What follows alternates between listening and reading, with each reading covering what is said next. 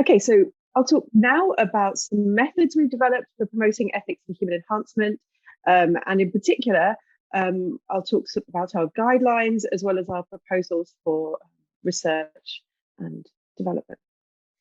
A reminder of that definition that Philip described earlier, and I know I also talked about it yesterday, but it's really important to bear in mind that what we're trying to do in SIENNA is offer a definition which allows enough flexibility to cover all the technologies we need to cover, but also to allow for us to adapt to technologies as they come to be. You know, those emerging technologies, those technologies that we haven't yet predicted, and so on. And that's part of why the definition focuses on the improvement of human performance, and why it includes that science and technology-based element, because we're trying to move beyond just those everyday tools that allow us to live our lives in the ways that we expect. Part of what I want you to be considering while we talk about these methods is what we mean when we talk about enhancement as compared to therapy, the difference between making someone well, for example, making them healthy after they've been ill or fixing an injury, and between that and enhancing someone, so adding to something, improving something.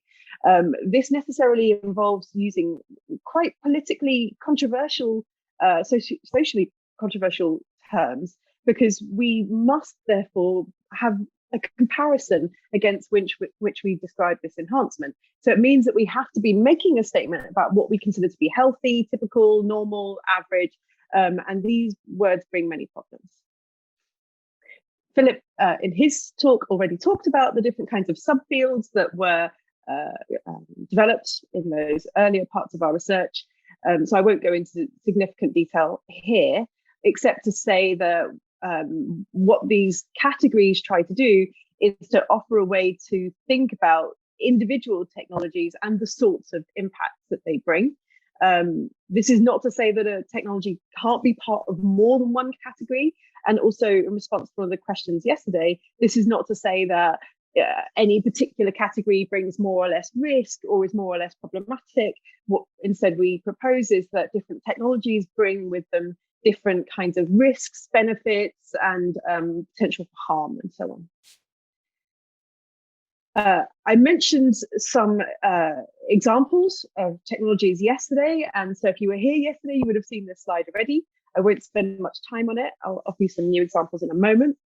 But for those who weren't here yesterday, I just want to give you some sort of general sense of how broad human enhancement can be. On the top left-hand corner, you have a soldier demonstrating an exoskeleton, which is an enhancement that allows a human to develop greater, say, speed or efficiency or strength or agility and so on, depending on the technology. To the right of that, you have a prosthesis, which can increase dexterity, whether someone has lost a limb or not. And then you have a bionic eye on the bottom left-hand corner, which can replace sight, or if augmented, can improve existing sight. Then you have what's called a brain cap or a skull cap, and this is a technology that doesn't need to be embedded into the body, but which can read brain waves and allow you to control a device that's nearby, like a computer or something in that nature. Then we talked yesterday quite extensively about genes and genomics, so I won't talk about that in this talk, but still, when we are amending genetics, we have to bear in mind that that has enhancement potential. Some would say, in fact, that it's all enhancement, but that's another conversation. Then, of course, we have the pills and we have the wearables, all of which can either augment someone's disposition, their emotions, or at least to keep track of them. I'll just give you some more examples. There's a drug called Methylphenidate, which is also known by the name Ritalin. If you're not familiar with this drug, it's typically used in the treatment of attention deficit hyperactivity disorder. This is a condition whereby someone's brain may struggle to regulate the amount of stimulation information that's coming in, and thereby disrupt their ability to concentrate, to focus, to manage their everyday tasks. It can therefore be connected also with executive dysfunction or the ability to sort of undertake daily, everyday tasks. as well as more higher level tasks. The thing about ADHD is that it can be regulated with this drug, Ritalin. The drug has been shown to improve concentration and performance, and to decrease impulsivity in those for whom that is an issue, because that's part of ADHD, but it's not a necessary component. It can also help to regulate mood, which can be useful for those who may not have ADHD. And it's also been suggested that it has cognitive enhancement potential. And it's actually mentioned on one of Philip's slides earlier. In fact, that cognitive enhancement potential has already been adopted. There's evidence that students are already using this drug in order to improve their concentration for the study of exams, or in the preparation of exams, or the undertaking of exams. It's suggested that the drug may have a scope to improve athletic ability, and also to help to regulate social behaviours. So this is an example of an intervention which was not developed specifically for enhancement, but which has enhancement potential nonetheless. Another example is a hippocampal cognitive prosthesis, which is being developed by a group of researchers in America, ostensibly to restore the hippocampal function in a brain which has lost that capacity. The hippocampus is a part of the brain that helps to store new memories. So it's not the storing of the memory, but rather the way in which the brain takes information and turns it into memory. And the cognitive prosthesis has been designed to restore that ability once it's been lost. The authors acknowledge that the technology could in fact be used to enhance an otherwise functioning hippocampus, for example, by increasing memory capacity in a brain that hasn't suffered memory loss. So this is something to bear in mind. Again, it's a technology that exists in terms of their testing. I mean, they're testing this technology on people who are not already implanted, but they're doing this while they're aware, A, that it will be implanted at some point, and B, that it could be used to augment memory rather than simply replace. There are other companies that are looking to do similar kinds of things. I mentioned yesterday, Neuralink, a company developed by Elon Musk, that's actively seeking to develop a neural implant for enhancement potential. So, beyond that therapy basis. I also mentioned that, back in December, it was reported that an ethics committee had given the go-ahead for research into the enhancement of soldiers. There isn't a tremendous amount known about that particular example, so I don't want to spend too much time on it now, partly because I want to see exactly what was agreed and what was approved, and what exactly the intentions are, especially since there are already regulations on what can and can't be used for military use. Philip mentioned earlier about the controversy that enhancement brings, and I mentioned yesterday about polarization, but it's worth referencing again, partly because I think people tend to think about enhancement as separated by those in favor and those against, and those who are in favor called pro-enhancement, those against called enhancement critics. But in our research, in our discussions with stakeholders and in public consultation, what we found actually is that people tended to have a much more nuanced response to human enhancement that tended to center on the kinds of technology, the kinds of risks, the kinds of benefits. And so it was rare that people had either sort of blanket positivity regardless of any outcomes, and just as rare to find that people were, fully, absolutely against all possible enhancement possibility.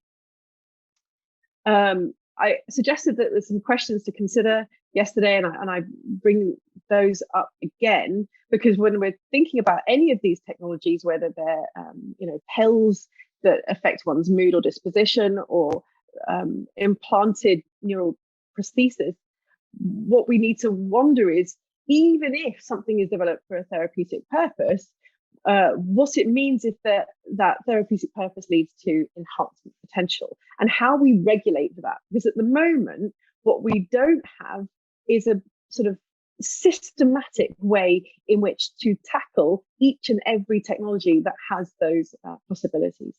nor even a systematic process for recognizing those enhancement potentials. Given that, we need to be really wary of what impact these technologies can have, not only on human identity, but also on broader conceptions of ideals. You know, what does it mean to say of a human being, this is a normal body? That already brings serious problems, especially for those with disabilities who have said for a very long time that kind of terminology is discriminatory, that it's exclusionary, and that it presupposes some kind of platonic ideal of a human body, which evidence shows doesn't exist. And also for our values, our ethical values, and our expectations for what it is to be human. We have to think about what's improved, but also what may be lost, and also what potential there is for choice. For example, if a technology is embedded in the body, what happens if someone decides to remove it? Well, if it's a neuro implant, there is always going to be consequences, because when you do brain surgery, there's always going to be scarring.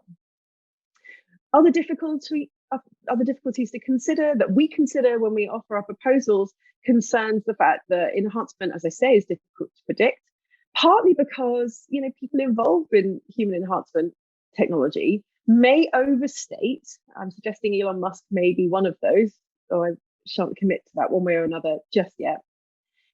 Particularly if overstatement brings, recognition, it brings attention or even funding.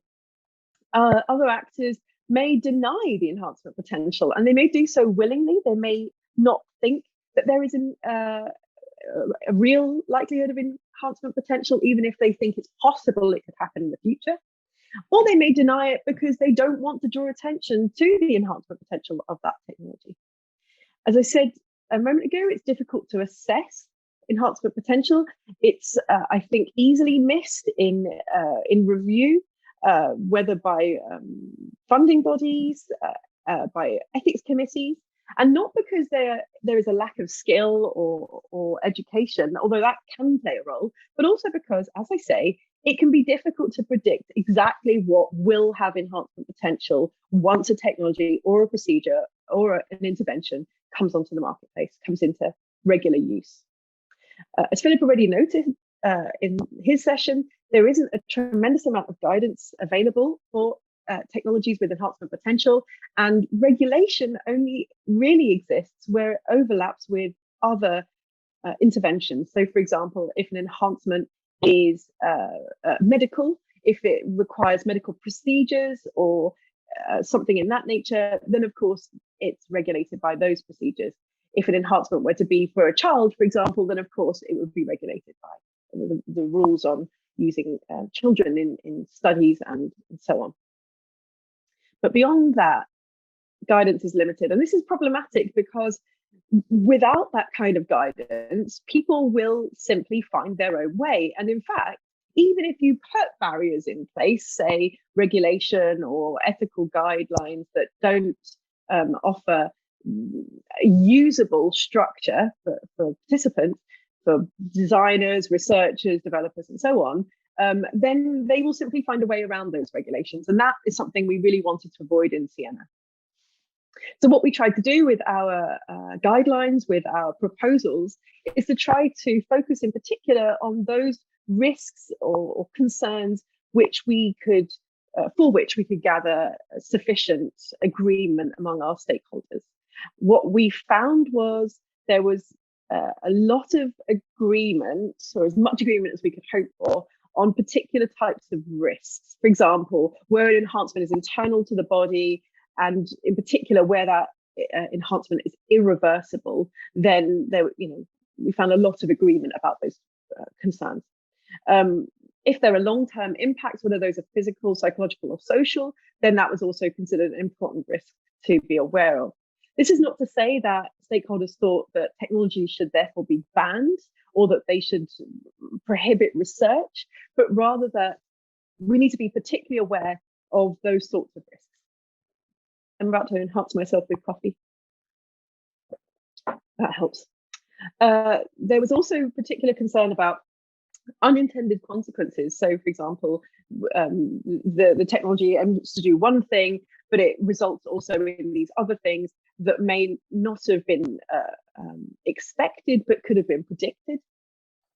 There was also a lot of concern about the lifespan of a technology or intervention. For example, if a technology requires updates, or if it needs that information is shared somehow, then of course that also brings issues regarding data and privacy.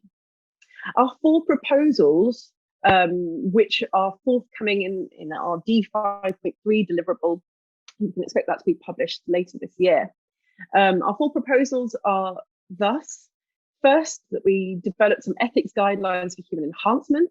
I won't say more about that now because that will be the last part of this presentation. I'll discuss those a little bit more in a moment. We also offer proposals for guidance for research funding and research ethics assessment.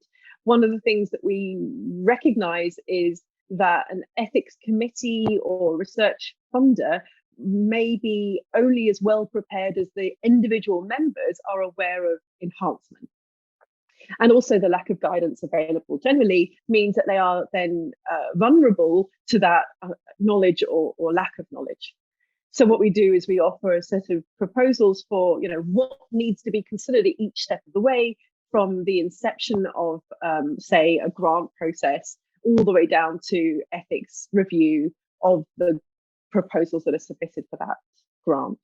And we also offer ways in which those assessors or developers can think about human enhancement in terms of, what's predictable, what's difficult to predict, and what mitigation you might be able to offer instead.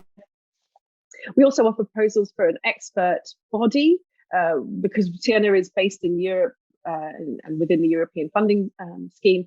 We are focusing particularly on a European expert body, which would have the role of guidance, assessing that human enhancement potential as the technologies are developed, and to also offer ethical and regulatory contributions in those fields.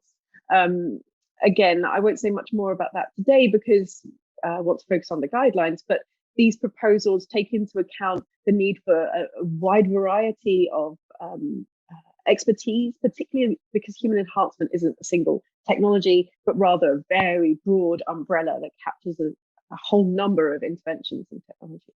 And finally, some proposals we offered for debating the status of human enhancement in relation to the field of medicine.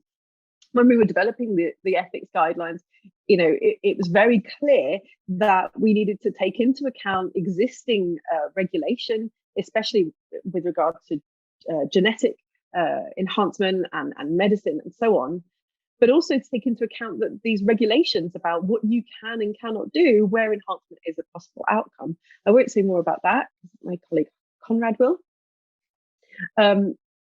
But it's important to flag that we think that having that conversation is utterly essential given the grey areas that currently exist. Those are the deliverables that were mentioned in the previous talk, and which we can talk some more about in the chat if you would like. The guidelines are grouped under these particular categories. So we have individual well-being, informed consent, autonomy, justice and equality, research, safety and efficacy, society, and genetic enhancement. The categories could have been otherwise, but what we were trying to do was to capture what our stakeholders considered to be essential in terms of guidance.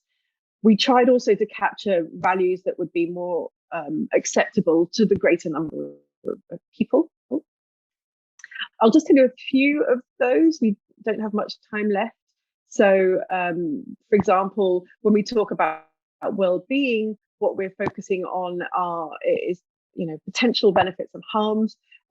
This takes into account that someone's well-being is affected by an enhancement over a period of time. It's not just at the point at which they start using an enhancement, and that it's also contextual and specific to people's concrete situations. We also take into account that if you try to influence or affect one part of the body, it can influence and affect another. So, for example, if you affect someone's emotions or cognition, then that can impact on their values, beliefs, and judgments.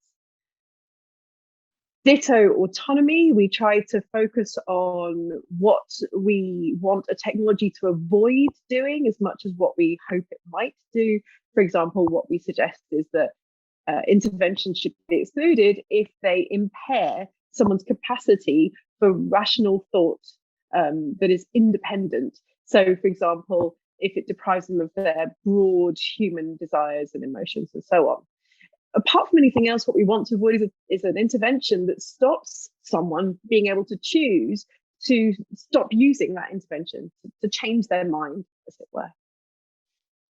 And finally, we wanted to offer guidance that promotes best practice. And so therefore, what we're suggesting is that the technologies, the intervention should avoid the perpetuation or exacerbation of inequalities, of discrimination, of harmful stereotypes, and that if an enhancement becomes widely available for success, but widely available means those who have means, then this is going to be deeply problematic.